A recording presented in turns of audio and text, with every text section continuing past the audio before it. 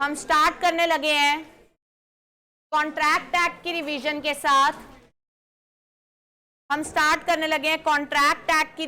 साथ।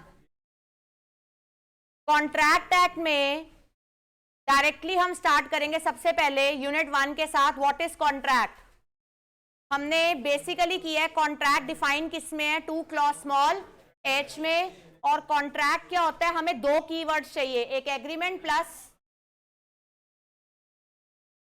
कोई भी agreement which is enforceable by law is called contract. ठीक है, आगे अगर हम इसेंशियल्स ऑफ कॉन्ट्रैक्ट की बात करें तो सबसे पहले ये वो इसेंशियल्स हैं जो सेक्शन 10 में दिए हुए हैं, ये वो इसेंशियल्स हैं जो सेक्शन 10 में नहीं दिए हुए हैं। जो सेक्शन 10 में इसेंशियल्स दिए हुए हैं सबसे पहले हमारे पास आता है, उसमें से पहले हम स्टार्ट करें जो सेक्शन 10 में नहीं दिए हुए। सबसे पहले उसमें आ रहा है 2 पार्टीज। 2 पार्टीज में यहां पे हम 2 पर्सन्स पढ़ते हैं। एक कौन पढ़ते हैं, ऑफरर, दूसरा कौन पढ़ते हैं, ऑफरी। ऑफरर को और क्या बोलते हैं, प्रॉमिसर, इसको क्या बोलते हैं, प्रॉमिसी। और क्या बोलते हैं, प्रपोजर, इसको क्या बोलते हैं, प्रपोजी। तो हमें मिनिमम 2 पार्टीज टू कॉन्ट्रैक्ट चाहिए। विदाउट 2 पार्टीज हम एग्रीमेंट क्रिएट नहीं कर सकते। दूसरा, parties must intend to create legal obligation. इसका हमने लीडिंग केस किया था, याद करो क्या था, बाल्फर वर्सेस बाल्फर। हस्बैंड एंड वाइफ का केस था जिसमें हस्बैंड अब्रॉड चला गया था, वाइफ को पर मंथ देने की बात करी थी बट उसने नहीं दिया था। कोर्ट ने डिफेंस वाइफ के फेवर में नहीं दिया था, saying that is a social agreement, because agreement 2 तरह का होता है, कमर्शियल और सोशल।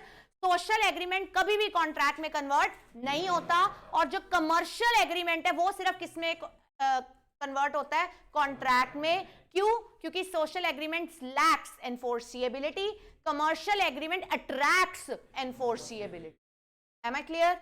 आगे चलते हुए तीसरा, other formalities to be complied with in certain cases. जैसे कि वो बोलते हैं स्टैंप लगानी जरूरी है, जैसे कि वो बोलते हैं अटेस्ट करवाना जरूरी है, अटेस्टेड। अगर किसी स्पेसिफिक एक्ट में कुछ एक्स्ट्रा फॉर्मेलिटीज गिवन है तो वो फॉर्मेलिटीज भी आपके कॉन्ट्रैक्ट का इसेंशियल पार्ट बन के रह जाती है। ठीक है, आगे चलते हुए certainty of meaning. Certainty of meaning का मतलब होता है everything needs to be clear, हर चीज का क्लियर होना जरूरी है, that is called certainty of meaning. Price, quality, quantity, date, amount, हर चीज का क्लियर होना जरूरी है जब ऑफरर अपनी ऑफर किसको रिप्रेजेंट कर रहा है, ऑफरी को। ठीक है, आगे चलते हुए पॉसिबिलिटी ऑफ परफॉर्मेंस। जब भी आप कॉन्ट्रैक्ट क्रिएट करो आप कोई भी ऐसी चीज नहीं रख सकते जिसका हो पाना इम्पॉसिबल हो, इनिशियली इम्पॉसिबल हो। अगर सब्सिक्वेंट इम्पॉसिबिलिटी बोले वो हमारे हाथ में नहीं होनी चाहिए, वो हमारे हाथ में नहीं होती। इनिशियल इम्पॉसिबल था तो आपको उस कॉन्ट्रैक्ट को कभी भी क्रिएट नहीं करना चाहिए, क्योंकि इनिशियल इम्पॉसिबिलिटी की वजह से वॉइड एग्रीमेंट होता है। सब्सिक्वेंट इम्पॉसिबिलिटी, जिसको कि हम सुपरवीनिंग इम्पॉसिबिलिटी भी बोलते हैं, डॉक्ट्राइन ऑफ फ्रस्ट्रेशन भी बोलते हैं, उसकी वजह से कॉन्ट्रैक्ट हमेशा क्या होता है, वॉइड। M I clear? आगे चलते हुए तो यहां पे जब पॉसिबिलिटी ऑफ परफॉर्मेंस वो ले रहे हैं, यहां पे सिर्फ वो इनिशियल पॉसिबिलिटी ले रहे हैं। इनिशियल पॉसिबिलिटी की वजह से वॉइड एग्रीमेंट होता है, सब्सिक्वेंट इम्पॉसिबिलिटी की वजह से वॉइड कॉन्ट्रैक्ट होता है। ठीक है, आगे चलते हुए अब सेक्शन 10 में क्या आता है, वो कहते हैं बेसिक 2 चीजें चाहिए होती है, एक ऑफर, एक एक्सेप्टेंस। ऑफर करने वाला बाया ऑफरर, एक्सेप्टेंस कौन करता है, ऑफरी इफ सेज यस, और यस को हम लॉ में क्या बोलते हैं, असेंट। ठीक है जी, आगे चलते हुए फ्री कंसेंट। फ्री कंसेंट का मतलब होता है, पहले तो कंसेंट वर्ड होना चाहिए। कंसेंट वर्ड का मतलब होता है understanding same thing in same thing same sense, understanding same thing in same sense, that is called consent. Latin में क्या बोलते हैं, कंसेंसस एड इडम, इसको बोला जाता है कंसेंसस एड इडम। लेकिन ये जो understanding same thing in same sense है, ये फ्री विल से होना चाहिए, आपने अपने आप समझा है। अगर किसी रीजन की वजह से कॉर्जन हुआ, कॉर्जन मतलब फिजिकल थ्रेट, अगर कॉर्जन हुआ यानी कि फिजिकल थ्रेट, अनड्यू इन्फ्लुएंस हुआ यानी कि मॉरल थ्रेट, तो तीसरा क्या था, फ्रॉड। फ्रॉड क्या होता है, इंटेंशनली रॉन्ग, अगर आपने किया मिस रिप्रेजेंटेशन वो क्या होता है, अनइंटेंशनली रॉन्ग। अगर ये चार चीजें आपके सामने आती हैं, I am not talking about mistake, अब तुम्हें पता है कि मिस्टेक फ्री कंसेंट का पार्ट नहीं है, अब हम खत्म कर चुके हैं सब कुछ, पहले मैंने पढ़ाया था कि सब कुछ आता है इसमें, ठीक है। अब वो बोलते हैं अगर कॉर्जन, अनड्यू इन्फ्लुएंस, फ्रॉड या मिसरिप्रेजेंटेशन, इन चारों में से किसी के थ्रू भी तुम्हारी कंसेंट ली गई है तो उसको जबरन, जबरदस्ती की ली हुई कंसेंट माना जाएगा, जिसकी वजह से अगर आपका फ्री कंसेंट वाला इसेंशियल अगर वॉयलेट होता है तो उस कॉन्ट्रैक्ट को हम क्या नाम देते हैं, वॉइडेबल कॉन्ट्रैक्ट। और अगर बाकी इस इसेंशियल को छोड़ के बाकी कोई भी इसेंशियल वॉयलेट होता है उसको हम क्या नाम देते हैं, वॉइड एग्रीमेंट, वॉइड एग्रीमेंट, ठीक है जी। आगे कैपेसिटीज ऑफ पार्टीज में उन्होंने तीन कवर किया हुआ है, एक माइनर, एक साउंड माइंड और डिसक्वालिफाइड बाय लॉ। जो तो माइनर है, जो अनसाउंड माइंड का है और जो डिसक्वालिफाइड बाय लॉ है, ये तीनों कौन है, they are considered to be incompetent party. ये इनकम्पिटेंट पार्टी है, ये कॉन्ट्रैक्ट नहीं कर सकते, ध्यान से सुनना, ये कॉन्ट्रैक्ट नहीं कर सकते। ऐसा सेक्शन 11 बोलता है कि सेक्शन 10 कहता है इसेंशियल्स में पार्टीज की कंपिटेंसी होनी चाहिए। सेक्शन 11 कहता है कि अगर आप इनकम्पिटेंट हो तो आप कॉन्ट्रैक्ट नहीं कर सकते, बट इनकम्पिटेंट पार्टीज की भी तो जरूरतें होती हैं। तो सेक्शन 10 कहता है इनकम्पिटेंट कॉन्ट्रैक्ट नहीं कर सकता, सेक्शन 11 कहता है अगर कोई इनकम्पिटेंट है तो कॉन्ट्रैक्ट वॉइड हो जाएगा। सेक्शन 68 क्वासी कॉन्ट्रैक्ट का सेक्शन बोलता है कि अगर आप इनकम्पिटेंट पार्टी हो गए हो लेकिन आपको नेसेसरीज तो चाहिए ही चाहिए, अगर आपके पास necessaries via section 68 via quasi contract आती हैं तो उसी माइनर, उसी अनसाउंड माइंड, उसी डिसक्वालिफाइड बाय लॉ बंदे के साथ कौन सा कॉन्ट्रैक्ट क्रिएट होता है, क्वासी कॉन्ट्रैक्ट। और क्वासी कॉन्ट्रैक्ट में वो रिस्पेक्टिव पर्सन कभी भी पर्सनली लायबल नहीं होगा, हमेशा क्या लायबल होगी, उसकी एस्टेट, ठीक है। आगे चलते हुए अब बात करते हैं, यहां पे हम माइनर वगैरह के पॉइंट्स नहीं करेंगे, जब फ्री कंसेंट का चैप्टर आएगा तब मैं सारा कुछ बोलती जाऊंगी, ठीक है। आगे चलते कंसिडरेशन। कंसिडरेशन क्या होता है, समथिंग इन रिटर्न, और लैटिन में हम इसको क्या बोलते हैं, क्विड प्रो क्यो। कंसिडरेशन वो बोलते हैं लॉफुल होनी चाहिए, कुछ भी हो वो नॉट फॉरबिडन होना चाहिए, कुछ भी हो वो नॉट वॉयलेटिंग होना चाहिए, जो भी हो वो not oppose to public policy होना चाहिए, तो हम मान के चलेंगे कि कंसिडरेशन वैलिड है, ठीक है। आगे चलते हुए लॉफुल कंसिडरेशन एंड ऑब्जेक्ट, यहां पे वो बोलते हैं सिर्फ कंसिडरेशन होने से फर्क नहीं पड़ेगा, आपको जो कंसिडरेशन चाहिए वो कैसी चाहिए, लॉफुल। अगर कुछ भी इलीगल है तो उसकी वजह से हम मानेंगे, अगर इलीगल कंसिडरेशन है तो भी वॉइड एग्रीमेंट है, अगर अकेला इलीगल ऑब्जेक्ट है तो भी वॉइड एग्रीमेंट है, अगर कंसिडरेशन ऑब्जेक्ट दोनों इलीगल है तो भी वॉइड एग्रीमेंट है। इन शॉर्ट मेरे को lawful consideration and lawful object एक साथ चाहिए, अगर दोनों में से कुछ भी अनलॉफुल होता है तो ऑटोमेटिकली इसेंशियल वॉयलेट हो गया, पर इसेंशियल जो वॉयलेट हुआ है वो फ्री कंसेंट वाला नहीं है, इसीलिए मैं फिर से नाम क्या दूंगी, void agreement. Am I clear. आगे चलते हुए not expressly declare to be void, आप कभी भी ट्रांजैक्शन करते वक्त ऐसी कोई ट्रांजैक्शन नहीं रख सकते जो पीछे से सरकार ने void declare, not valid declare की हुई, ठीक है, मतलब जिसको गवर्नमेंट ने डिक्लेयर किया हुआ है नॉट वैलिड, जिसको गवर्नमेंट ने डिक्लेयर किया हुआ है not valid. Am I clear. चल दें आगे। क्या मैम हम अपने वर्ड्स में लिख सकते हैं, बिल्कुल लिख सकते हो, सिर्फ लॉ के थोड़े से वर्ड्स ऐड करने होते हैं, कहीं पे नहीं लिखा है कि रट्टा मार के लिखना, ठीक है। आगे चलते हुए टाइप्स ऑफ कॉन्ट्रैक्ट पे आते हैं। टाइप्स ऑफ कॉन्ट्रैक्ट उन्होंने दिए हुए वैलिडिटी के हिसाब से, सबसे पहले हमारे पास आता है वैलिडिटी, ये वाला पार्ट स्टार्ट कर रहे हैं हम। वैलिडिटी के हिसाब से सबसे पहले आता है वैलिड कॉन्ट्रैक्ट। वैलिड कॉन्ट्रैक्ट कौन सा होता है? जो सेक्शन 2H ले। 2H क्या कहता था? एग्रीमेंट प्लस एनफोर्सेबिलिटी, और साथ में क्या आ जाए? इसेंशियल सेक्शन 10 के। जब दोनों मर्ज हो जाते हैं तो हमारे पास क्या आ जाता है? Valid contract. उसके बाद आते हैं वॉइड कॉन्ट्रैक्ट पे। वॉइड कॉन्ट्रैक्ट कहता है एक ऐसा कॉन्ट्रैक्ट जो वैसे तो वैलिड था, पर बाद में कुछ घटना ऐसी ग्रस्त कर गई कि अब वो कॉन्ट्रैक्ट वैलिड नहीं रहेगा। तो मतलब एक ऐसा कॉन्ट्रैक्ट जो वैलिड था बट अब सीज टू बी क्या हो गया? एनफोर्सिएबल। तो जिस डेट को वो सीज होगा यानी कि खत्म होगा, अब नहीं हो पाएगा, उस डेट को उसको हम क्या डिक्लेयर करेंगे? Void contract. ठीक है, तो क्या लिखते हैं? Ceases to be enforceable becomes void when it ceases to be enforceable. Section B small j। आगे voidable contract। voidable contract contract जिसमें एक पार्टी की कंसेंट फ्री है बट दूसरी पार्टी की कंसेंट फ्री नहीं है, और जो कंसेंट फ्री नहीं है वो डिराइव्ड बाय कैसे है?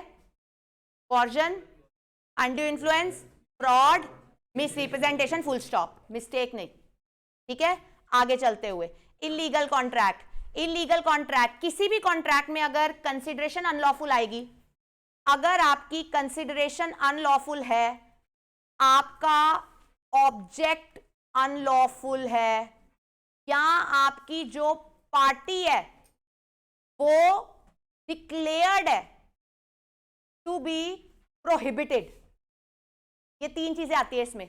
अगर आपकी कंसिडरेशन अनलॉफुल है, अगर आपका ऑब्जेक्ट अनलॉफुल है, या कोई ऐसी पार्टी के साथ तुम कॉन्ट्रैक्ट करने जा रहे हो जिस पार्टी को पीछे से सरकार ने प्रोहिबिशन दी हुई है कि तुम ऐसा काम नहीं कर सकते, अगर तुम इन तीनों में से कुछ भी करते हो तो वो पूरी का पूरा एग्रीमेंट क्या हो जाता है? इलीगल। इलीगल एग्रीमेंट बोलो या इलीगल कॉन्ट्रैक्ट बोलो, दोनों एक ही है।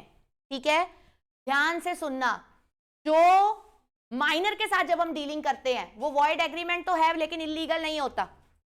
ठीक है, लेकिन अगर अनलॉफुल, पहले वाले को उठा लूं, अगर अनलॉफुल कंसिडरेशन हुई, दिमाग लगाओ, इसेंशियल भी तो वायलेट हुआ। इसका मतलब जब इलीगल कॉन्ट्रैक्ट होगा तो श्योर शॉर्ट है इसेंशियल भी वायलेट होगा। इसेंशियल वायलेट होगा तो वॉइड एग्रीमेंट भी होगा। इसका मतलब जो इलीगल होता है वो हमेशा वॉइड होता है, बट जो वॉइड होता है वो जरूरी नहीं है कि क्या हो? इलीगल। Am I clear? आगे अनएनफोर्सिएबल कॉन्ट्रैक्ट। अनएनफोर्सिएबल कॉन्ट्रैक्ट एक ऐसा होता है जिसमें टेक्निकल एरर होता है। एक ऐसा कॉन्ट्रैक्ट जिसमें टेक्निकल एरर होता है। टेक्निकल एरर का मतलब क्या होता है? इसमें कुछ मिसिंग है। मिसिंग का मतलब क्या होता है? तुम डेट डालनी भूल गए हो, तुम साइन करने भूल गए हो, तुम स्टैंप लगानी भूल गए हो, उसकी वजह से ये क्या है? अनएनफोर्सिएबल। जो तुम भूले हो उसको कंप्लीट कर दो, जैसे ही तुम कंप्लीट करोगे वो किस में कन्वर्ट हो जाएगा? एनफोर्सिएबल में। Am I clear? चल दें आगे चलते हुए, आगे चलते हैं next second category, on the basis of formation. Express contract कौन सा होता है? जो कैसे एक्सप्रेस होगा? ओरल या रिटर्न। आगे इंप्लाइड कॉन्ट्रैक्ट कौन सा होता है? जिसमें ओरल नहीं होता, रिटर्न नहीं होता, रादर हम उसमें क्या लेते हैं? Conduct. A contract which is entered by the party via conduct is called implied contract। और अगर यही implied अगर होगा in silent manner, उसका एग्जाम्पल आपकी बुक में दिया हुआ है, ATM मशीन में एंटर करना।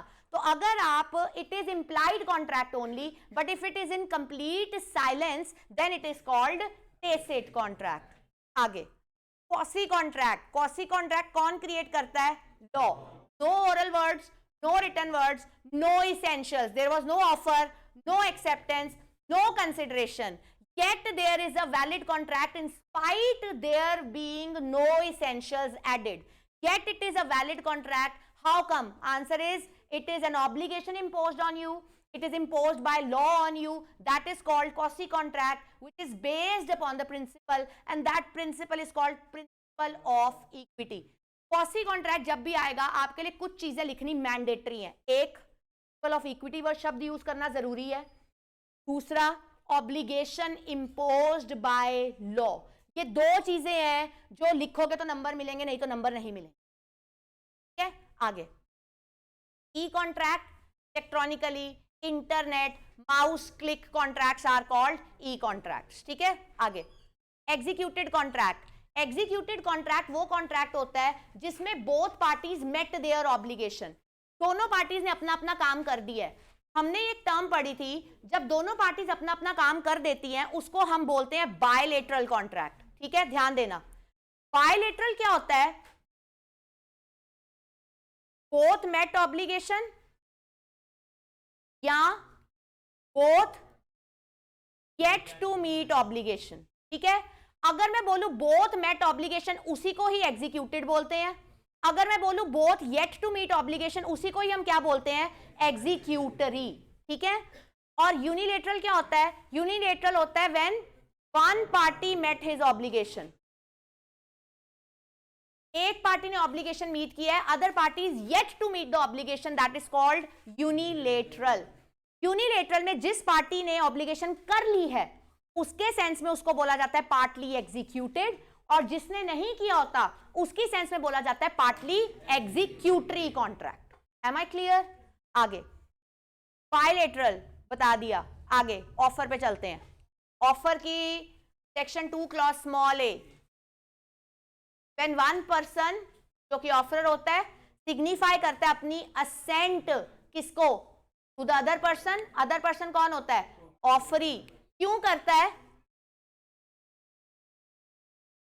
क्यों करता है? To take the assent, to take the assent. ठीक है, क्या मैम इसकी डेफिनेशन आएगी? ऐसे क्वेश्चंस नहीं आते पेपर में। आगे चलते हुए, पर्सन मेकिंग द प्रपोजल और ऑफर इज कॉल्ड प्रॉमिसर या ऑफरर। अगर इसेंशियल्स की बात करें तो पहला हो गया प्रॉमिसर और ऑफरर। आगे, for a valid promise offer, आपका एक्सप्रेशन टू विलिंगनेस होना चाहिए टू डू और not to do. To do is a positive statement, not to do is a negative statement. यहां से इंपॉर्टेंट क्वेश्चन निकलता है कि offer is negative as well as positive, justify the statement. वहां पे आपने ये वाला पॉइंट देना है कि for a valid offer the party making it may express his willingness to do और not to do. To do में तुम बताओगे a person offer to sell a bike, not to do को तुम किसके साथ लिंक करोगे? एब्स्ट्रेन के साथ। और एब्स्ट्रेन में तुम एग्जांपल दोगे a person offer the other person not to smoke and for that he will pay him 5000 rupees. Am I clear? आगे नेक्स्ट है जी, आपकी विलिंगनेस होनी चाहिए टू ऑब्टेन द असेंट। ध्यान देना, असेंट किसकी चाहिए? अदर पार्टी जिसको ऑफर करिए, यानी कि ऑफरी की। ध्यान देना, ध्यान देना, यहां पे ऑब्टेन असेंट जो है, जैसा है, जितने का है, उस पे वैसे ही हां चाहिए, ये होता है ऑफर।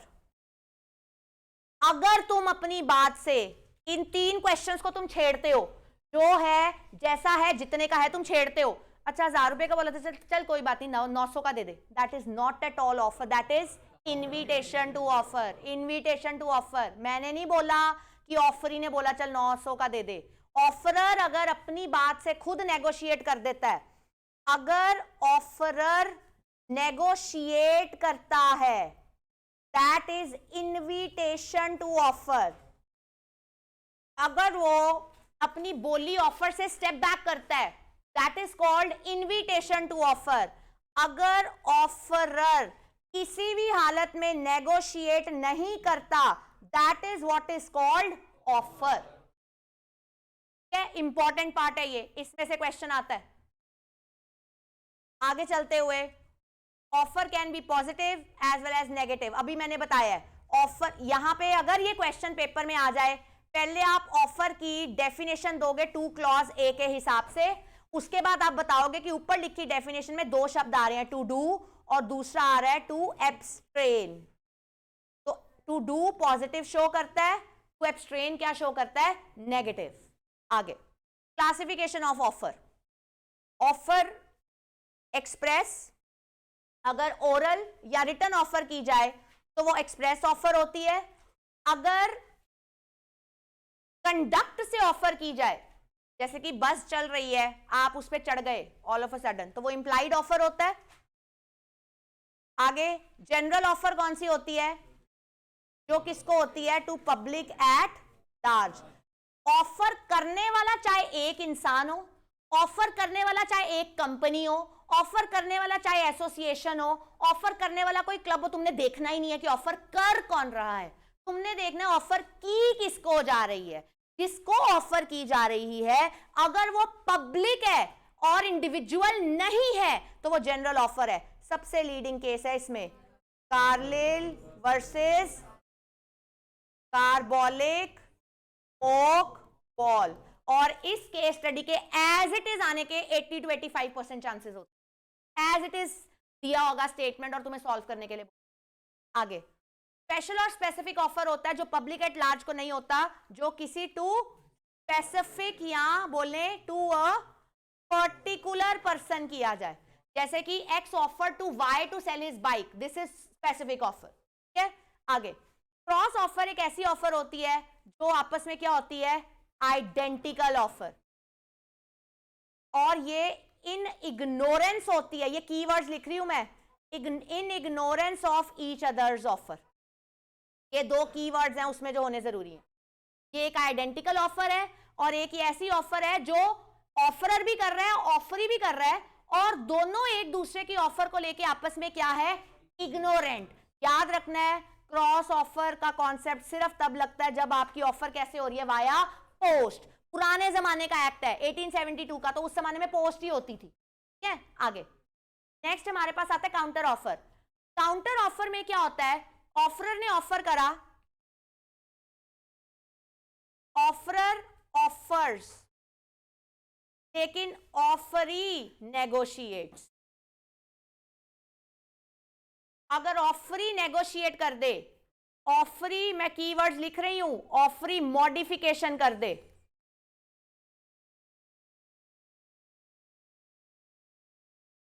ऑफरर ऑफर करे, ऑफरी इन रेसिप्रोकेशन उसको नेगोशिएट करने की कोशिश करे या उसको मॉडिफाई करने की कोशिश करें, इट रिजल्ट्स इनटू एंड या बोलूं रिजेक्शन ऑफ ओरिजिनल ऑफर, ये सब कीवर्ड्स हैं, then it is called counter offer. ध्यान देना, if offeror negotiates it is invitation to offer, if offeree negotiates it is counter offer. Counter offer. Am I clear with everyone? आगे चलते हुए standing open offer ही होती है जो offer है for series of transactions, जो एक ही ट्रांजैक्शन में ऑफर खत्म नहीं करेगी, ये ऑफर सीरीज ऑफ ट्रांजैक्शन के लिए चलती रहेगी, लंबी ऑफर है। मतलब जिस ऑफर में time is not a limit, time specific नहीं है, particular transaction is not a limit. आप एक ट्रांजैक्शन पे रुकोगे नहीं, आप एक टाइम पे रुकोगे नहीं, आप ट्रांजैक्शन पे ट्रांजैक्शन करते जाओगे, आप समय के समय को टापते जाओगे। एक ऐसी ऑफर जो एक ही बारी में खत्म नहीं होगी, जो ओपन रहती है तब तक जब तक आप उसको खुद रिवोक नहीं कर देते। ध्यान से सुनना, स्टैंडिंग ऑफर इकलौती ऐसी ऑफर होती है जो एक्सेप्टेंस होने के बाद भी रिवोक हो सकती है। इसके अलावा अगर पेपर में आ जाए can offer be revoked after acceptance, answer is no. 90% बच्चे नो लिख के आके आंसर लिख के आएंगे, बट जो बच्चा नीचे जाके प्रोवाइडेड दैट लिख देगा ना, उसको फुल मार्क्स मिल जाएंगे। Provided that. स्टैंडिंग ऑफर में क्या होता है याद करो, आप पास्ट ट्रांजैक्शंस जो हो चुकी हैं उसके लिए लायबल रहते हो, लेकिन जिस डेट को आप कैंसिलेशन करते हो आप फ्यूचर ट्रांजेक्शन्स के लिए लायबल नहीं होते हो. So you can cancel after acceptance. That logic is applicable only in case of standing या continuing offer. Am I clear with everyone? इसमें मैंने तुम्हें दूध वाले का एग्जाम्पल दिया था, इसमें मैंने तुम्हें न्यूज़पेपर का एग्जाम्पल दिया था, इसमें मैंने तुम्हें टीवी सब्सक्रिप्शन का एग्जाम्पल दिया था. ठीक है, आगे इसेंशियल्स ऑफ वैलिड ऑफर की बात करते हैं. ऑफर ऐसी होनी चाहिए कि it must be capable of creating legal relationship. Indirectly वो ये बोल रहे हैं कि जो सोशल एग्रीमेंट होते हैं वो वैलिड ऑफर में रिजल्ट नहीं करते हैं. दूसरा, it must be certain, definite and not वेग. ऑफर में टर्म्स क्लियर, सब कुछ क्लियर होना चाहिए. नॉट वेग का मतलब होता है कुछ भी अनसर्टन, कुछ भी फेक, कुछ भी डाउटफुल नहीं होना चाहिए. ठीक है, आगे it must be communicated to the offeree. अगर आप ऑफर कर रहे हो तो ऑफर का ऑफरी को कम्युनिकेट होना बहुत ज्यादा जरूरी होता है. ध्यान देना, इसके साथ ये पॉइंट को एग्जामिनर कैसे डालता है, इसके साथ लिंक होता है. अगर कोई बंदा ये बोल दे कि मेरे को पैसे दो, तुमने ऑफर करी थी, तो यहां पे लिंक होता है acceptance can not preceded offer. Acceptance can not preceded offer. इसका मतलब क्या है, ऑफर से पहले कभी भी एक्सेप्टेंस नहीं हो सकती. जब तुझे ऑफर कभी कम्युनिकेटेड ही नहीं थी तो तूने एक्सेप्टेंस कैसे कर दी. Am I clear? आगे, it must be made with a view to obtaining the assent. इसका मतलब है मुझे यस चाहिए एज इट इज. मुझे यस चाहिए, ऑफरी से ही चाहिए, बट एज इट इज ही चाहिए. जितनी कीमत, जितनी क्वांटिटी, जो कलर, जो टेक्सचर मैंने बोला, उस पे मुझे एज इट इज चाहिए. क्यों? अगर मैं इस इसेंशियल के साथ नाप तोल करती हूं वो ऑफर नहीं होगा. वो क्या होगा? Invitation to offer. And invitation to offer is precedent of offer, and invitation to offer does not result into anything. ठीक है, आगे next is it may be conditional. Very important question. Offer में भी कंडीशनल. ऑफरर कंडीशन रख सकता है, but जो भी कंडीशन उसने रखी है वो सारी कंडीशंस क्या होनी चाहिए? Lawful, lawful, acceptable. If the offeree wants to accept the offer he needs to accept it along with the conditions. तो इसका मतलब जब ऑफर कंडीशनल होती है, ऑफर कंडीशनल है, तो यहां पे जो एक्सेप्टेंस होगी वो along with conditions. Offer conditional है, अगर एक्सेप्टेंस है तो वो भी अलोंग विद कंडीशंस होगी, तो ही एग्रीमेंट क्रिएट होगा या प्रॉमिस क्रिएट होगा, एल्स नहीं. ठीक है, आगे offer should not contain the non compliance. Again very important. Offer में आप कुछ ऐसा नहीं रख सकते, अगर तूने ये नहीं किया तो मैं खुद मान लूंगा कि तूने मेरी ऑफर को क्या कर लिया? एक्सेप्ट. इसके साथ जो की वर्ड है जो तुम भूल ही नहीं सकते, silence can not be form of acceptance. इस पॉइंट के साथ ये लाइन आएगी ही आएगी. अगर तुम नहीं देते, पॉसिबिलिटी है 6 में से शायद वो 1 नंबर भी दे दें, 4 है तो शायद आधा नंबर देंगे. ये की लाइन है. इस पॉइंट के साथ ये लाइन आनी मैंडेटरी है. Silence can not be in the form of acceptance. आगे ऑफर में भी आइदर स्पेसिफिक और जनरल हम कर चुके हैं. पर्टिकुलर पर्सन का स्पेसिफिक है, पब्लिक एट लार्ज का जनरल है. एक्सप्रेस इंप्लाइड हम कर चुके हैं. अगर ओरल है, रिटन है तो एक्सप्रेस है, अगर वाया कंडक्ट है तो क्या है? इंप्लाइड. ये है मेन पार्ट जहां से क्वेश्चन उठता है. Offer is different from a mere intention, an invitation to offer, a mere communication of information, prospectus and advertisement, सब कुछ एक ही है. Everything is one. Statement of intention बोलूं, इन्विटेशन टू ऑफर बोलूं, मैं मियरली कम्युनिकेट कर रही थी, या मैंने प्रोस्पेक्टस सर्कुलेट किया, या मैंने एडवर्टाइजमेंट सर्कुलेट करी, इन सारी सिचुएशंस में ऑफर नहीं हो रही है. ये सारी चीजें is equal to precedent of offer. और जो प्रेसिडेंट ऑफ ऑफर होता है ये रिजल्ट करता है किसमें? ऑफर में. तो ये ऑफर का प्रेसिडेंट है. अब बात करते हैं स्टेटमेंट ऑफ इंटेंशन और अनाउंसमेंट. स्टेटमेंट ऑफ इंटेंशन और अनाउंसमेंट का मतलब होता है मैंने सिर्फ ये बात बताई थी कि मैं ऐसा चाहता हूं, इसका मतलब ये नहीं था कि मैंने ऑफर करी है। एज एन एग्जांपल, अगर कोई बंदा ये बोलता है कल 5 बजे एमके में एग्जीबिशन लगेगी, और कोई मान लो जलंधर से उस एग्जीबिशन को अटेंड करने आ जाता है और एमके में कोई एग्जीबिशन नहीं है, तो वो सिर्फ एक क्या थी, इंटेंशन बताई गई थी कि हम ऐसा चाहते हैं कि हम ऐसा करेंगे, बट वो चीज पत्थर पे लकीर नहीं होती है। ठीक है, आगे। Offer must be distinguish from answer to a question.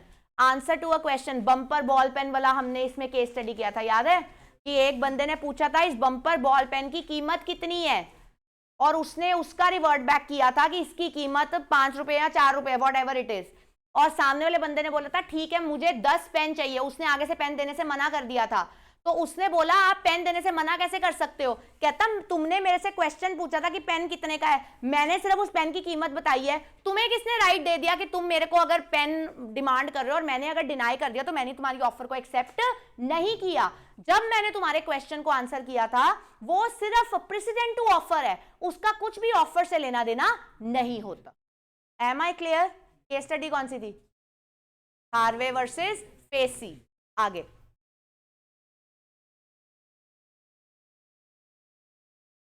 आगे, a statement of price is not an offer. वही चीज दोबारा दी हुई है, अगर कोई आपको कैटलॉग दे देता है, अगर आपको कोई प्राइस लिस्ट दे देता है, अगर आपके हाथ में कोई मेन्यू थमा देता है, वो ऑफर नहीं होता, वो क्या होता है, इन्विटेशन टू ऑफर। ठीक है, invitation to make an offer और do business, and invitation to offer क्या होता है, negotiation in offer is called invitation to offer, और इन्विटेशन टू ऑफर एक स्टेपिंग स्टोन होता है ऑफर करने के लिए। ऑफर रिजल्ट करता है किसमें, एक्सेप्टेंस में, बट इन्विटेशन टू ऑफर किसमें रिजल्ट करता है, ऑफर में। 99% चांसेस होते हैं क्वेश्चन आने के, इन्विटेशन टू ऑफर है कि ऑफर है, केस स्टडी दी होगी इन्विटेशन टू ऑफर है कि ऑफर है।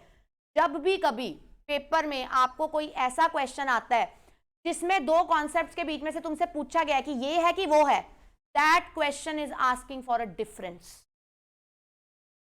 Always remember this thing, if they are asking you ये invitation to offer है कि offer है, they are asking you to give the difference। वो पूछा ये void agreement है कि void contract है, they are asking you difference। am I clear with this? आपको डिफाइन भी करना होता है, डिफरेंस भी देना होता है। अगर 4 नंबर का क्वेश्चन है तो एग्जामिनर ने एक एक नंबर डिफाइन में डाल के 2 नंबर डिफरेंस के लिए रखे होंगे। अगर तुम डिफाइन करके सोचते हो कि 4 में से 4 मिल जाएंगे तो डिफाइन करके वैसे भी 2 में से 1.5 ही मिलना है, जब तक नीचे का डिफरेंस नहीं दोगे तब तक 4 में से 3 आने के चांसेस ही नहीं है। Am I clear with everyone? Mostly तुमने टेस्ट में ये गलती की हुई है, इन्विटेशन टू ऑफर के क्वेश्चन को तुम सिंपली, उन्होंने एक डायलॉग दिया होगा और फिर वो तुमसे पूछते हैं कि ये इन्विटेशन टू ऑफर है कि ऑफर है, तो तुमने उसको इन्विटेशन टू ऑफर को थोड़ा सा डिफाइन करके एक डिफरेंस देना है और नीचे जस्टिफाई करना होता है, इसीलिए हम कह रहे थे कि ये invitation to offer. Am I clear with everyone? Okay, आगे चलते हैं एक्सेप्टेंस पे। Legal rules regarding valid acceptance. Acceptance के केस में वो बोलते हैं एक्सेप्टेंस सिर्फ वही दे सकता है जिसको क्या की गई थी, ऑफर। एक्सेप्टेंस सिर्फ वही दे सकता है जिसको ऑफर। इसका तुम्हारी बैक क्वेश्चन, बैक एक्सरसाइज में क्वेश्चन है, बड़ा इंपॉर्टेंट क्वेश्चन है, जो स्कूल के प्रिंसिपल की अपॉइंटमेंट का क्वेश्चन है, very hot question, very important question.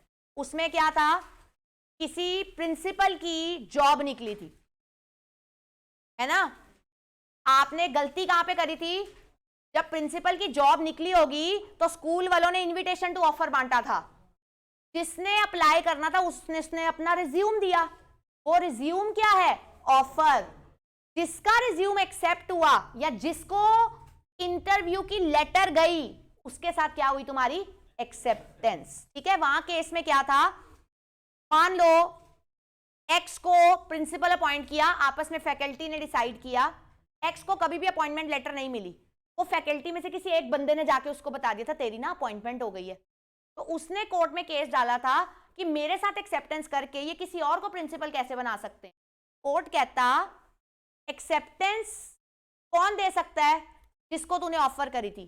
कहते जब तूने रिज्यूम भर के लेटर भरा था तूने किसको एड्रेस किया था, कहता बोर्ड ऑफ डायरेक्टर्स को, स्कूल की कमेटी को, या स्कूल की जो भी कमेटी अपॉइंटेड होगी। क्या तेरे को उनकी तरफ से अपॉइंटमेंट लेटर स्कूल के लेटर हेड का ही आया? कहता नहीं। कहता मुझे उस फलाने बंदे ने बताया था। कहते उस फलाने बंदे को क्या तूने ऑफर करते वक्त टू मिस्टर महेश लिखा था? कहता नहीं। कहता फिर महेश एक्सेप्टेंस कैसे कर सकता? समझ आया? तो ऑफर जिसको तुमने करी है, एक्सेप्ट करने की पावर उसी के पास है, क्योंकि ऑफर स्पेसिफिक थी। अब समझना मेरी बात, इस पॉइंट के साथ कीवर्ड जुड़ता है स्पेसिफिक ऑफर का। अगर तुम ये शब्द इसके साथ नहीं देते तो नंबर कट जाते हैं। Acceptance can be given only to the person to whom offer is made. जिसको स्पेसिफिक ऑफर की गई है, उस ऑफर को स्पेसिफिकली वही बंदा एक्सेप्ट कर सकता है। तो इसमें ये दो चीजें आती हैं, specific offer plus acceptance to whom offer is made. ये दोनों चीजें जॉइंटली डिमांडेड है, ये हमेशा एक साथ आएंगी। ये जॉइंटली डिमांडेड है, ये हमेशा एक साथ आएंगी। आगे, acceptance must B absolute and unqualified. इसका मतलब क्या है? Acceptance cannot be conditional. अगर हो जाए, अगर कंडीशनल हो जाए तो किस में रिजल्ट कर जाती है? काउंटर ऑफर में। एक्सेप्टेंस कभी भी कंडीशनल नहीं हो सकती। एक्सेप्टेंस अगर कंडीशनल हो जाए तो वो हमेशा काउंटर ऑफर में रिजल्ट करती है। और काउंटर ऑफर मतलब negotiation by the offeree, offer by the offeree, reject, excuse me, offer by the offeree, counter offer बोल रही हूं मैं, ऑफर बाय द ऑफरी। कभी भी ऑफर बाय ऑफरी नहीं होता। ऑफर बाय हमेशा क्या होता है? ऑफरर। काउंटर ऑफर में सिर्फ क्या होता है? Offer by offeree. ठीक है जी, उठो, आता है तो जाओ। Acceptance must be communicated. Acceptance must be communicated, ध्यान देना। ये जो पॉइंट है वो यहां पे भी ऐड होता है।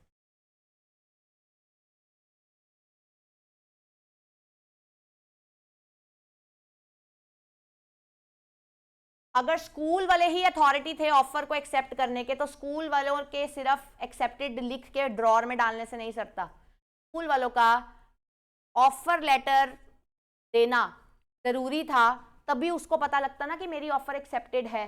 तो कंसिडरिंग दिस, इसका मतलब ये है कि एक्सेप्टेंस का कम्युनिकेट होना बहुत ज़्यादा ज़रूरी होता है। इसका मैंने लीडिंग केस करवाया था ब्रॉगडन वर्सेस मेट्रोपॉलिटन रेलवेज का, जिसमें कि मैंने बताया था कि एक रेल कंपनी का मैनेजर था, उसको कोल वालों की तरफ से ऑफर आई थी, उसने एक्सेप्टेड लिख के ड्रॉर में लेटर पैड डाल दिया था और कभी भी उसको आगे ट्रांसफर नहीं किया। और जब उसको कोल डिलीवर नहीं हुआ, उसने ऑब्जेक्शन रेज करी, उसके ऑब्जेक्शन को खारिज कर दिया गया ये कहते हुए कि तूने एक्सेप्टेंस तो करी थी बट तेरी एक्सेप्टेंस कभी भी ऑफरर को कम्युनिकेट नहीं हुई थी। आगे, acceptance must be in the prescribed mode. This is a form of acceptance.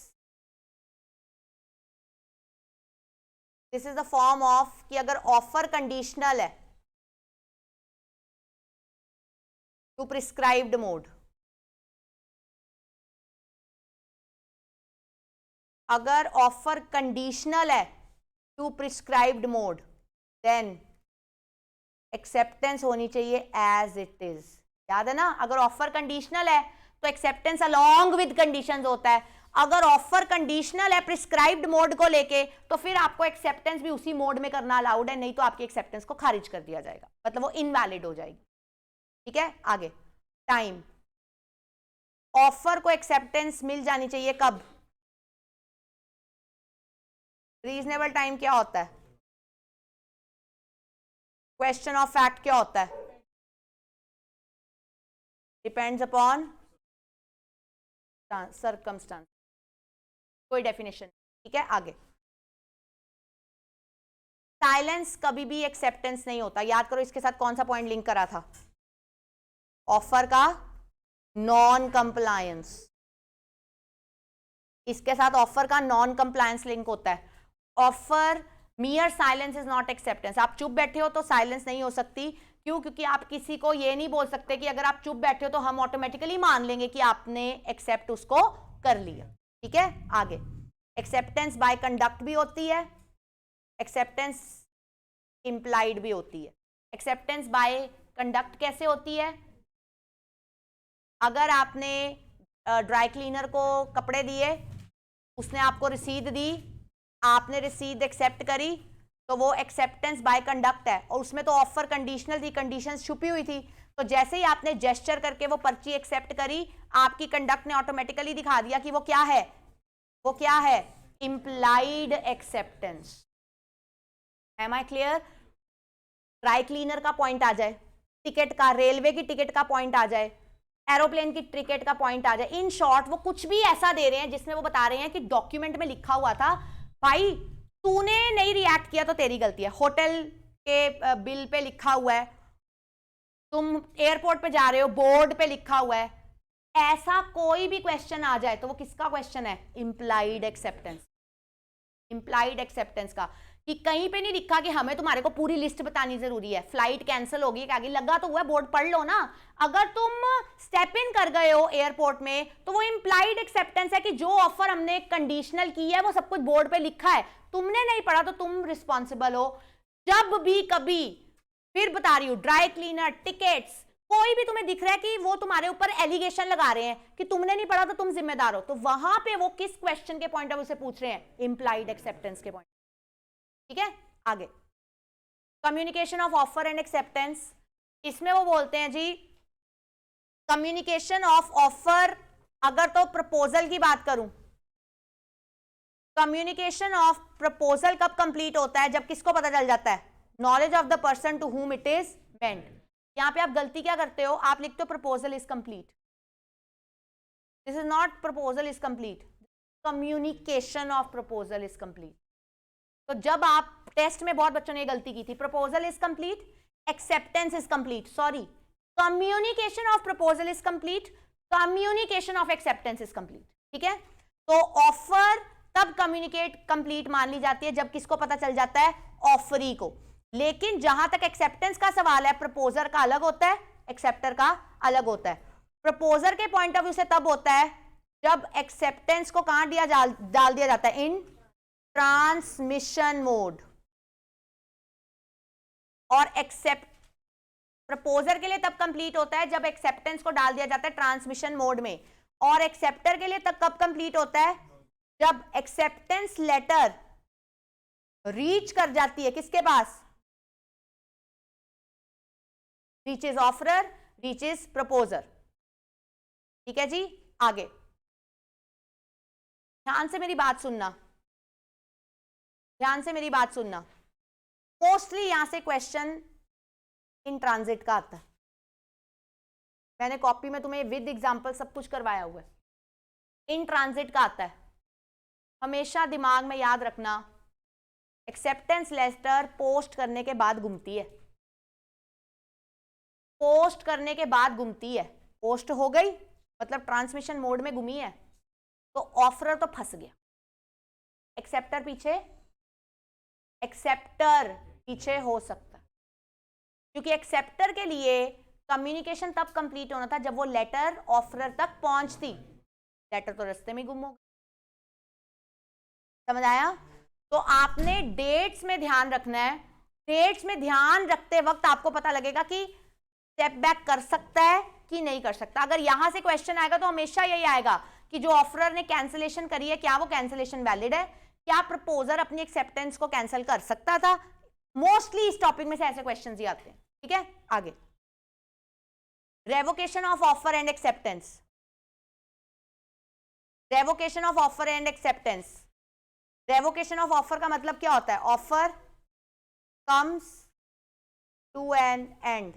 4 marks में बहुत बारी क्वेश्चन ये वाला आता है, ऐसे डालते हैं वो, when offer comes to an end. By notice of revocation, हमने नोटिस भिजवा दिया कि हमें ऑफर को हम कैंसिल कर रहे हैं, रीजनेबल टाइम था, टाइम लैप्स कर गया, ऑफर ऑटोमेटिकली रिवोक हो जाएगी। हमने अपनी ऑफर कंडीशनल रखी थी, आपने हमारे द्वारा रखी कंडीशंस को फुलफिल नहीं किया, इसीलिए ऑफर क्या हो गई? रिवोक। बाय डेथ और इंसैनिटी, डेथ और इंसैनिटी के केस में हमेशा पहले आपको देखना पड़ेगा कि नेचर ऑफ कॉन्ट्रैक्ट क्या है। अगर नेचर ऑफ कॉन्ट्रैक्ट स्किल, अगर नेचर ऑफ कॉन्ट्रैक्ट एक्सपर्टाइज्ड बेस्ड है तो फिर death results into end of offer. लेकिन अगर आपका नेचर ऑफ कॉन्ट्रैक्ट स्किल या एक्सपर्टाइज बेस्ड नहीं है, रादर वो एक कमर्शियल ट्रांजैक्शन है, तो कभी भी ऑफरर ऑफरी की डेथ से ट्रांजैक्शन पे कोई असर नहीं पड़ता, उसको फिर कंपनी कंप्लीट करके देती। Am I clear?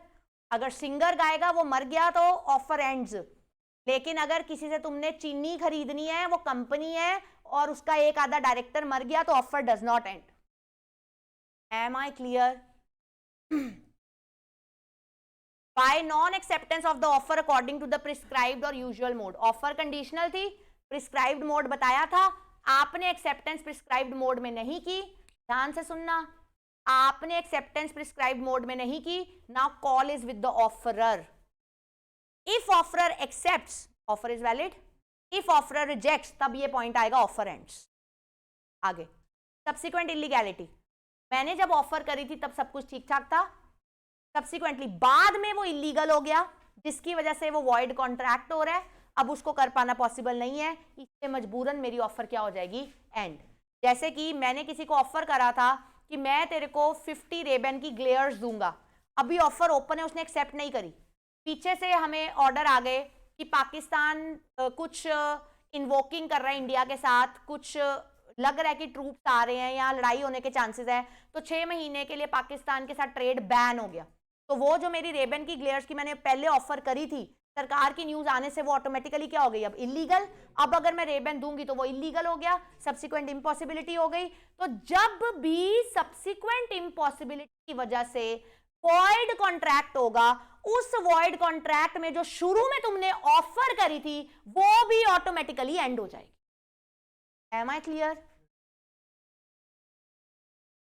आगे second unit, consideration. Unit 2 consideration. इसका सब कुछ यहां से 2 क्लॉज। पहला पॉइंट है when eight the desire of the promiser, वहीं से शुरू होता है और वहीं से एसेंशियल्स शुरू होते हैं। When eight the desire of the promiser, consideration हमेशा किसके कहने पे होनी चाहिए? प्रॉमिसर के।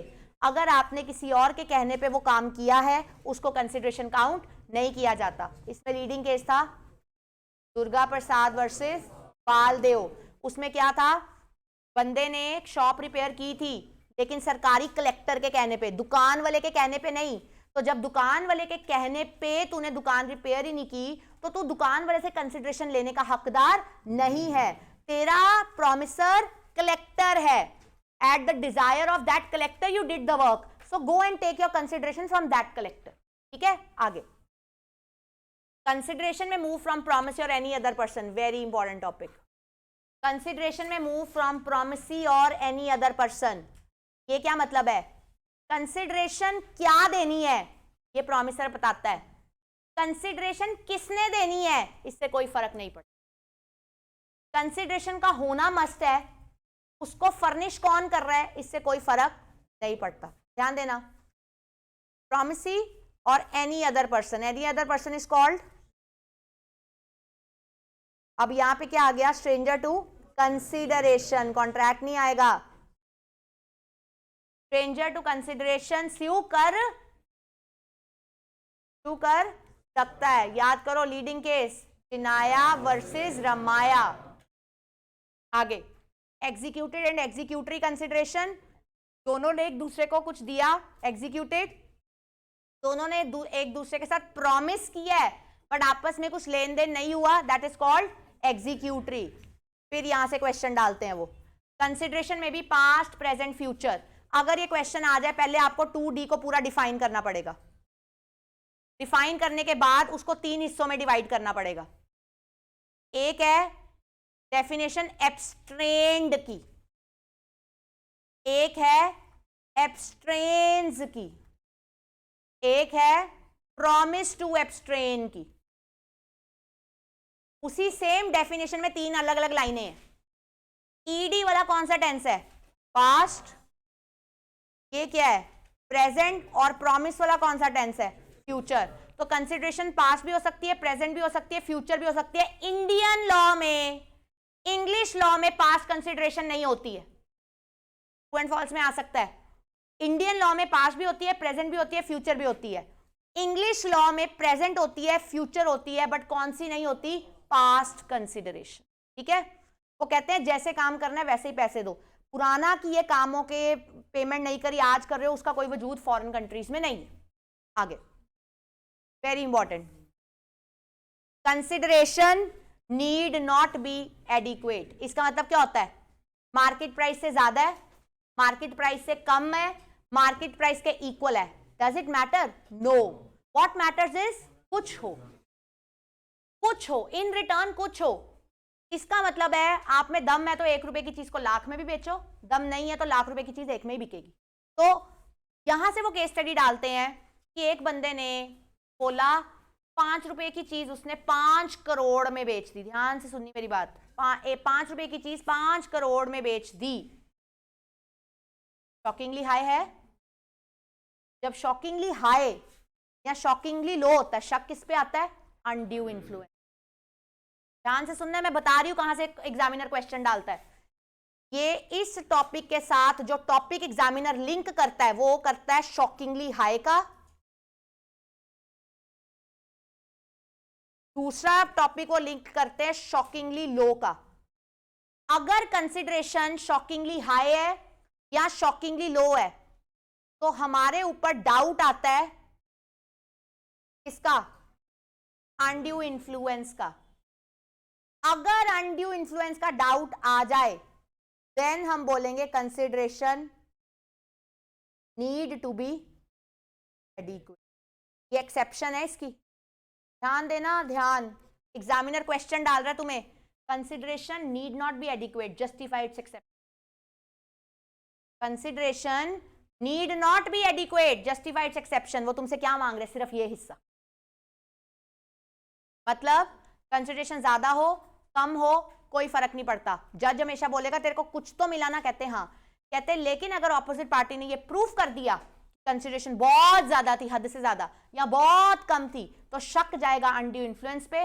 अगर शक की घंटी अनड्यू इन्फ्लुएंस पे आ गई तो हम यहां पे बोलेंगे कंसेंट वाज नॉट फ्री। और अगर कंसेंट फ्री नहीं है तो फिर जज बोलेगा कंसिडरेशन का एडिक्वेट होना जरूरी है। यहां से क्वेश्चन निकल, ठीक है। आगे, performance of what one is legally bound to perform. इसका मतलब है जो आपकी ऑलरेडी ड्यूटी है, जो आपकी एग्जिस्टिंग ड्यूटी है, ध्यान से सुनना, इसके लिए आपको ऑलरेडी बीइंग पेड हो। ध्यान से सुनना, जिस चीज के लिए तुम्हें ऑलरेडी सैलरी वेजेस मिल रही हैं, अगर उसी काम को दूसरे के लिए करने के लिए तुम एक्स्ट्रा पैसे मांगते हो तो वो कंसिडरेशन नहीं होती। जैसे कि मैं तेरी FIR लिखने के 5,000 रुपए लूंगा, भाई तू सरकार से किस चीज की सैलरी ले रहा है फिर? पुलिस वाले, समझ आया? इसका मतलब वो ऑलरेडी उसको पेमेंट मिल रही है। जिस चीज की उसको ऑलरेडी पेमेंट मिल रही है वो उसकी क्या है? एग्जिस्टिंग ड्यूटी या उसकी ऑलरेडी ड्यूटी है। अगर तुम वही काम के लिए किसी और से पैसे मांगते हो तो वो कंसिडरेशन वैलिड। अगर इसके ओवर एंड अबव काम लेते हो then it is equal to valid consideration. जैसे कि FIR नहीं लिखनी, तुम बोल रहे हो भाई सबूत मुंबई में है, तू मेरे लिए मुंबई जा। कहता ठीक है होटल करा दे, टिकट करा दे। कहता करा दूंगा। होटल करा दी, टिकट करा दी, जेब से पैसे खर्चे। अब जब वापिस आके पैसे मांग रहा है तो दे नहीं रहा, कह रहा है ये तेरी एग्जिस्टिंग ड्यूटी थी। कहते एक्सक्यूज मी, ये बियॉन्ड एग्जिस्टिंग ड्यूटी। जब आप किसी से बियॉन्ड एग्जिस्टिंग ड्यूटी करवाते हो तो उसके लिए आपको कंसिडरेशन पे करनी पड़ती है। Am I clear? Consideration must be real and not illusory, मतलब हाइपोथेटिकल नहीं होना चाहिए। This is the key word. Hypothetical क्या होता है? ख्याली पुलाव बोलते हैं जिसको, वहम, ख्याली पुलाव, जो प्रैक्टिकली एग्जिस्ट नहीं करता। तो वो कहते हैं एक दूसरे को वही चीज देने की बात करना जो प्रैक्टिकली एग्जिस्ट करती हो। जो प्रैक्टिकली एग्जिस्ट नहीं करता उसको तुम कंसिडरेशन के तौर पे नहीं दे सकते। 5 लाख रुपया दे, मैं मुर्दे में जान डाल दूंगा, it is not real, it is not possible, it is hypothetical, ख्याली पिलाओ, पागल बना रहे हो तुम। ठीक है, आगे। कंसिडरेशन मस्ट नॉट बी, कुछ भी अनलॉफुल या इलीगल नहीं होना चाहिए, कुछ भी जनहित के खिलाफ नहीं होना चाहिए, कुछ भी सोसाइटी के वेलफेयर के अगेंस्ट नहीं होना चाहिए। जो भी चीज जो सोसाइटी के वेलफेयर के अगेंस्ट होती है हम उसको क्या बोलते हैं? Opposed to public policy. आगे, validity of an agreement without consideration. ध्यान से सुनना, नॉर्मली हम क्या पढ़ते हैं? No consideration, no consideration, no contract. अब हम क्या करने लगे उसकी? Very very important, again very very important, natural love and affection. Balfour versus Balfour का केस वापस ले आओ। अगर वाइफ ने रिटर्न लिया होता, अगर वाइफ ने रजिस्टर मतलब स्टैंप लगवाई होती और वाइफ हस्बैंड वाइफ में नियर रिलेशनशिप है, प्यार मोहब्बत है, कोई डिवोर्स तो हुआ नहीं था या गाली गलोच करके तो गए नहीं थे, देन आप बोलोगे कि सिंस वाइफ ने रिटर्न लिया, रजिस्टर लिया, actual love exist, near and relationship, ये 4 पॉइंट्स देने होते हैं इसमें। फिर चाहे कंसिडरेशन एब्सेंट हो, yet it is considered to be a valid contract via nudum pactum. An agreement without consideration is called nudum pactum. और जितनी एक्सेप्शंस आती हैं वो किस में आती हैं? नडम पैक्टम में। ठीक है, यहां पे मैंने तुम्हें टेस्ट में एग्जांपल दिया था क्वारल वर्ड डाल के, क्वारल QUARREL। क्वारल का मतलब क्या होता है? लड़ाई झगड़े। और तुमने बोल दिया था नेचुरल लव एंड अफेक्शन, वो एक दूसरे का सर फोड़ रहे हैं और तुम प्यार करवा रहे हो, तो नॉट पॉसिबल था ना। तो वहां पे आना था कि ये एक्सेप्शन में फॉल नहीं करता। हमें चारों पॉइंट साइमल्टेनियसली चाहिए। ठीक है, आगे। Compensation for past voluntary services में क्या क्या है? एक बंदे ने दूसरे के लिए सर्विसेज की हो, दूसरा वो सर्विसेज वॉलेंटरी की हो, तीसरा वो सर्विसेज पास्ट में करी थी जब वो पर्सन एग्जिस्ट करता था, और उस बंदे ने खुद प्रॉमिस किया था फ्यूचर में पे ऑफ करने के लिए। अगर ऐसा है तो फिर नो कंसिडरेशन नो कॉन्ट्रैक्ट की किस में आ जाएगा? Exception. Next, time barred debt. Movables के लिए 3 साल, इमूवेबल्स के लिए 12 साल। टाइम बार डेट में जैसे डेट लोन मूवेबल है 3 साल होता है, इमूवेबल एसेट के लिए 12 साल होता है। ठीक है, नॉर्मली 3 साल बाद एक डेट क्या होता है? नॉट रिकवरेबल, टाइम बार्ड हो जाता है, आप उसको रिकवर नहीं कर सकते।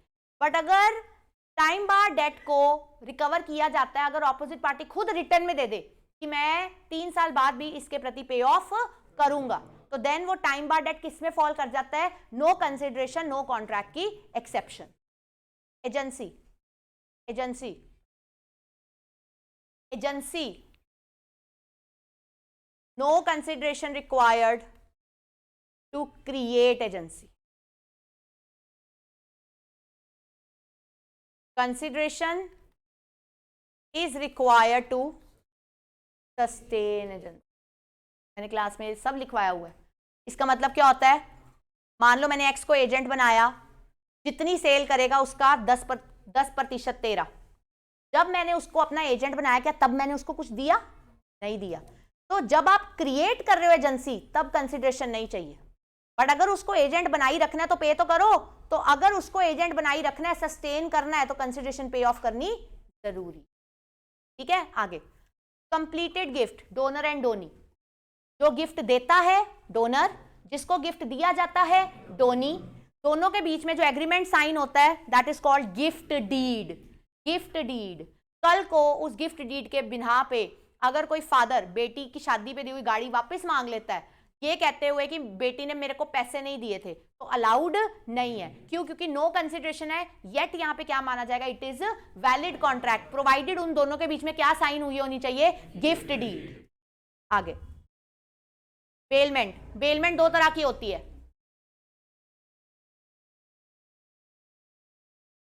ग्रेशियस, ग्रेशियस क्या होता है? नॉन ग्रेशियस क्या होता है? कमर्शियल। अब ग्रेशियस बेलमेंट क्या होता है? जिसमें प्यार है और पैसे नहीं है, लेकिन येट वैलिड कॉन्ट्रैक्ट क्रिएट होता है। No consideration yet there is a valid contract. और नॉन ग्रेशियस तो कमर्शियल है, जैसे कि सर की गाड़ी लेके लुधियाना गई तो वो ग्रेशियस है, टैक्सी करके लुधियाना गई तो वो नॉन ग्रेशियस है। दोनों में अगर चलो नॉन ग्रेशियस में तो चलो कंसिडरेशन है ही ना, ग्रेशियस में कंसिडरेशन नहीं है, बट अगर मैं सर की गाड़ी को कोई नुकसान पहुंचाती हूं, चाहे वहां पे लैक ऑफ कंसिडरेशन है, येट उनके पास पावर है कि वो मेरे को स्यू कर सकते हैं। मैं ये डिफेंस नहीं दे सकती कि no consideration no contract. Sir बोलेंगे नो कंसिडरेशन नो कॉन्ट्रैक्ट की एक्सेप्शन। व्हाई? बिकॉज तेरे और मेरे बीच में कौन सी बेलमेंट थी? Answer is gratuitous. आगे चैरिटी, यहां से क्वेश्चन डालते हैं वो। Charity, donation, no consideration no contract है ना, नो कंसिडरेशन नो कॉन्ट्रैक्ट। लेकिन अगर जो डोनेशन की अमाउंट तुमने प्रॉमिस करी उसको मद्देनजर रखते हुए ऑपोजिट पार्टी अंडरटुक अ liability, keyword opposite party undertook अ liability, very very important part. अगर उसने अंडरटुक अ लायबिलिटी कर दिया तो पहले जो नो कंसिडरेशन नो कॉन्ट्रैक्ट ने तुम्हें बचा लेना था, अब तुम उसकी किस में फॉल कर गए? एक्सेप्शन में। अब चाहे फिर से नो कंसिडरेशन नो कॉन्ट्रैक्ट है, येट उसको क्या माना जाएगा? Valid contract. आपको उस डोनेशन के प्रति पे ऑफ करना पड़ेगा। क्लियर है? आगे बस काफी है, 2 यूनिट काफी है आज के लिए।